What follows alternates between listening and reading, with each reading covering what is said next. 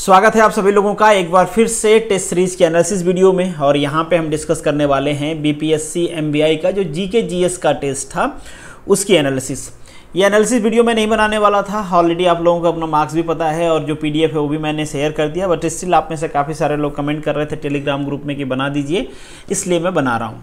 तो चलिए सबसे पहले बात करते हैं कि आप में से किन लोगों ने सबसे अच्छा स्कोर किया है हमारे टेस्ट सीरीज में, जो लोग टॉपर हैं।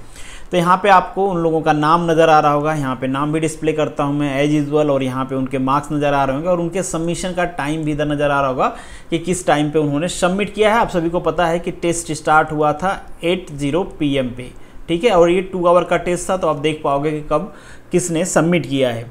हालांकि यहाँ पे मैंने उन्हीं लोगों का कंसीडर किया है जिन्होंने इन टाइम सबमिट किया है, जो बाद में सबमिट किए हैं उनका कंसिडरेशन यहाँ पे नहीं है। ये मार्क्स आपको पीडीएफ में नज़र नहीं आ रहा होगा क्योंकि ये मार्क्स मुझे संदिग्ध लग रहा है, इसलिए मैंने पीडीएफ में नहीं दिया है। यहाँ पे इसलिए दिखा रहा हूँ क्योंकि यहाँ पे मैं आपको बता सकता हूँ कि ये मार्क्स संदिग्ध है, तो थोड़ा सा आपको घबराने की ज़रूरत नहीं है। नेक्स्ट अगर फीमेल की बात करें तो फीमेल भी अनएक्सपेक्टेड काफ़ी ज़्यादा लोगों ने टेस्ट अपीयर किया हुआ है, जितना मैंने सोचा नहीं था। इससे पहले जो रेगुलर टेस्ट होते थे उतने लोग अपीयर होते नहीं थे और काफ़ी सारे लोगों ने बहुत अच्छा स्कोर किया है। तो यहाँ पे फीमेल के हैं और जितने फीमेल ने अपीयर हुआ था सबका मैंने यहाँ पे लिस्ट लगा दिया है। कुछ 1-2 लोग छूट गए थे जिन्होंने time out of time submit किया हुआ है या फिर उनके मार्क्स इतने नहीं हैं कि यहाँ पे शो किया जा सके, बट जिनके कंसिडरेबल मार्क्स हैं उनके सबके मैंने मार्क्स यहाँ पे शो कर दिए हैं। अब बाकी एनालिसिस डिस्कस करने से पहले थोड़ा सा मैं आपको याद दिला देता हूं कि आपकी सीटें कितना है, उसी के हिसाब से खुद को आपको देखना है। जनरल की हम बात करें तो ये हैं 26 सीट अनारक्षित कोटा की हैं, ईडब्ल्यूएस की ये सीट हैं, ये हैं अनुसूचित जाति की, अनुसूचित जनजाति की मतलब SC SC की सीट हैं, अन्य पिछड़ा की हैं, अन्य पिछड़ा में भी कैटेगराइज किया गया है। तो ये कुछ सीटें आपको नज़र आ रही होंगी, सीटें आपको ध्यान में रखना है। आप सोच रहे होगे कि साइड में ये क्या दिख रहा है, साइड में ये मैं इसलिए दिखा रहा हूँ कि जब मैं फिल्टर कर रहा था आपका डाटा तो भाई गजब है आप लोग यार, मतलब मेल को आप लोगों ने मेल लिख दिया है, ठीक है, कोई मील लिख दिया है, कोई मेले लिख दिया है, ये क्या ही करते हो यार आप लोग। कुछ लोग ये भी कमेंट कर रहे थे कि उनको हिंदी समझ में नहीं आती है, उनको उम्मीद थी कि टेस्ट इंग्लिश में आएगा। देखिए टेस्ट इंग्लिश में आता वो मेरे लिए भी कंफर्टेबल होता, टेस्ट हिंदी में देना मजबूरी इसलिए था कि आप में से काफ़ी सारे लोग कह रहे थे कि उनका पेपर हिंदी में होने वाला है, तो टेस्ट का जो पेपर है मतलब मैं हिंदी में बनाऊँ, इसलिए मैंने हिंदी में दिया था। वैसे हिंदी में मैं भी कंफर्टेबल नहीं होता हूँ, फिर भी मैंने आपके लिए कोशिश किया कि आपका जो पेपर हो वो हिंदी में हो। और एनालिसिस शुरू करने से पहले अगर आप मेरे चैनल पर नए हो तो इसको सब्सक्राइब कर लीजिए, और ये मेरा टेलीग्राम चैनल है, आप इसको ज्वाइन कर सकते हैं बाकी पीडीएफ के लिए।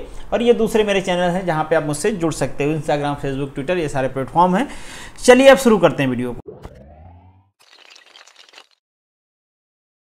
सबसे पहले बात करते हैं कि आप किस एग्जाम की प्रिपरेशन कर रहे हैं। तो एज यूजुअल मैक्सिमम लोग क्या कर रहे हैं, टेक्निकल नॉन टेक्निकल दोनों की कोशिश कर रहे हैं। डेफिनेटली आपको टेक्निकल में भी नॉन टेक्निकल तो पढ़ना होता है, तो ट्राई करना ही चाहिए नॉन टेक्निकल एग्जाम के लिए। कुछ लोग ऐसे हैं जो केवल और केवल टेक्निकल एग्जाम की कर रहे हैं और आप में से कुछ लोग ऐसे भी हैं जो केवल और केवल नॉन टेक्निकल एग्जाम की प्रिपरेशन कर रहे हैं। कैटेगरी की बात करें तो यहाँ पे कैटेगरी का डाटा है, तो एज यूजुअल आप देख पाओगे कि कितने परसेंटेज किस कैटेगरी से बिलोंग करते हैं। ये बेसिकली एक रफ डाटा है आपको ये जानने के लिए कि किस कैटेगरी में कितनी सीटें हैं और वहाँ पे आपकी रैंक क्या है, कहाँ पे आप एग्जिस्ट करते हैं और कितना आपको इंप्रूव करने की ज़रूरत है। हालांकि टाइम इतना क्लोज है कि अब इंप्रूवमेंट की चांसेज है नहीं, और मैं भी आपसे यही कहूँगा कि आपने जो पढ़ा है उसी को मार्क्स में कन्वर्ट करने की कोशिश करिए, मतलब सिंपल भाषा में कहें तो उसी को रिवाइज करते रहिए। बहुत ज़्यादा कुछ नया पढ़ने की ज़रूरत है नहीं, जो पढ़ लिया दैट्स इट। और ट्राई करिए कि दूसरों से आप खुद को आइसोलेट कर पाओ, किसी की बातें नहीं सुनना है, क्योंकि कुछ लोग आते हैं आपको बस फ्रस्ट्रेट करेंगे, और एक बार आपने फ्रस्ट्रेशन हो गया, आपके माइंड में प्रेशर आ गया, तो जो चीज़ें आप पढ़े हो वो भी परफॉर्म नहीं कर पाओगे एग्जाम में। तो कोशिश करिए कि आप किसी से एग्जाम के बारे में बात ना करें, खुद को आइसोलेट करें और केवल रिवीजन पे ध्यान दें। एवरेज की बात करें तो ये एवरेज है आपका 56, तो एवरेज से ऊपर तो आपको रहना ही चाहिए। अगर आप एवरेज से कम हो तो कहीं ना कहीं आपको लुकआउट करना है कि कहाँ पे आप गलती कर रहे हो, कहाँ पे आपको सुधार करने की ज़रूरत है। यहाँ पे मैंने वो एनालिसिस भी डाल दिया है जो इससे पहले मैं डालते रहता हूँ। जैसे ये जो यहाँ पे आपको जो नज़र आ रहा होगा 80 to 100 के बीच में जो लोग हैं, इनको मैं कहता हूँ एक्स्ट्रा ऑर्डिनरी है भाई। अगर आपने अपने आप से किया है ये सारे क्वेश्चंस, और बहुत सारे लोग मैंने ये भी देखा कि लेवल ऐसा होता है, लेवल वैसा होता है। देखिए बहुत ज़्यादा आपको कंफ्यूज होने की ज़रूरत नहीं है, आपके सिलेबस में मेंशन है कि आपको मैट्रिक्स लेवल के ही क्वेश्चन पूछे जाएंगे। तो आपको प्रीलिम मतलब आपको जो बीपीएससी का सिविल सर्विस होता है उसका प्रीलिम सॉल्व करने की ज़रूरत नहीं है भाई। तो यहाँ पे मैट्रिक्स लेवल के ही क्वेश्चन पूछे जाएंगे और हम बीपीएससी से भी इतना प्रोफेशनल होने की उम्मीद तो करते ही हैं कि अगर क्वेश्चन कॉपी पेस्ट करते हैं या खुद से बनाते हैं, जो भी करते हो तो एटलीस्ट जो उन्होंने सिलेबस में मेंशन कर रखा है उसके हिसाब से ही करें, और उम्मीद है वो उसी के हिसाब से करेंगे। अगर आप क्लास 3 लेवल का पेपर देखोगे तो काफ़ी आसान होता है, तो वही आएगा। इसलिए मैं कह रहा हूँ कि आपको बहुत ज़्यादा दूसरे लोगों पे फोकस नहीं करना है। तो ये जो 8 लोग हैं, अगर आप लोगों ने खुद से किया है तो आप एकदम से एक्स्ट्राऑर्डिनरी की कैटेगरी में आते हो। ये 12 लोग हैं जो 75 से 79 के बीच में स्कोर किया है। ये लोग आते हैं एक्सेलेंट के कैटेगरी में, ये आते हैं वेरी गुड के कैटेगरी में, और यहाँ पे वेरी गुड और गुड दोनों को मैंने ऐड कर दिया इन शॉर्ट। तो ये लोग हैं गुड और वेरी गुड दोनों के कैटेगरी में। यहाँ तक अगर आप स्कोर कर रहे हो तो बहुत अच्छा है, आपके होने के चांसेस हैं। बट एक बार आपको सोचना है कि अगर आप जनरल कैटेगरी से हो तो आपको कुछ इधर एग्जिस्ट करना पड़ेगा, क्योंकि जनरल कैटेगरी की कुछ ही सीटें हैं जिसको सारे लोग एक्वायर करने की कोशिश करेंगे। बाकी ये है आपका एवरेज वाला मार्क्स। तो एवरेज में काफ़ी सारे लोग हैं। अब आपसे गलती क्यों हुई है, हालांकि इसको सोचने का टाइम नहीं है, सोच के रिवाइज करने के लिए आपको इससे पहले करना चाहिए था।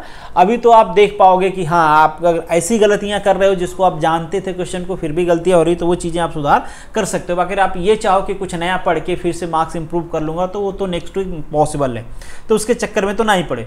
बाकी इन लोगों की तो मैं क्या ही बात करूँ, इन लोगों के इतने कम स्कोर क्यों आए हैं, आई डोंट नो एग्जैक्टली, कि वो लोग बस पेपर देखने आए थे, अटेम्प्ट करने आए थे। इसीलिए मैं कह रहा हूँ कि आपका जो जितने लोग अपीयर होने वाले हैं एग्जाम में, अगर हम ये कहें कि जिसको बीपीएससी ने क्वालिफाइड किया है तो वो कुछ 3000 के आसपास लोग हैं, और मेरी ऐसी उम्मीद है कि इसमें से तो 1500 लोग हैं ना, ये तो बिल्कुल एकदम से फॉर्म बस भर दिया है प्रिपरेशन के नाम पे, इनके पास 0 बटा सन्नाटा ही होगा, तो आपको टेंशन लेने की जरूरत नहीं है।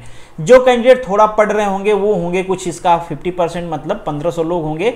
ये 1500 में से अगर सीरियस कैंडिडेट की बात करें जो सच में पढ़ाई कर रहे हैं, तो वो कुछ 500 to 700 ही होंगे। तो मतलब आपको कंपटीशन बस इन्हीं पे देना है। मतलब इन शॉर्ट हम कह लें तो एक सीट पे 5 से 6 लोग होंगे जो सीरियस हैं। वो सीरियस है मतलब सच में सीरियस है, उनसे आपको compete करना पड़ेगा। वो ऐसे कैंडिडेट नहीं है कि बस कैसे भी, उनसे आपको सच में compete करना पड़ेगा। बाकी आपको टेंशन लेने की जरूरत नहीं है। बाकी सारे लोग तो ऐसे ही, आप देख भी रहे हो यहाँ पे 200 मतलब 178 के आसपास लोग अपीयर हुए थे। इसमें भी कितने सारे लोगों ने कैसा स्कोर किया है। तो ये बस ऐसे ही आ जाते हैं मुंह उठा के एग्जाम देने, कुछ पढ़ना लिखना है नहीं, फॉर्म भर दिया है बस कि चलो पढ़ लेंगे। बट वो टाइम इनके लिए आया नहीं कि वो पढ़ लें। और होप्स हो कि आज का जो टेक्निकल का पेपर है इसके लिए आप लोग प्रिपेयर्ड हो गए। और आज का पेपर इंग्लिश में होने वाला है, आप शायद पता भी होगा आप लोगों को। तो this is the end of this video. Thank you so much for watching this. चलिए मिलेंगे नेक्स्ट वीडियो में, तब तक के लिए आप सभी लोगों को मेरे तरफ से all the best, good luck.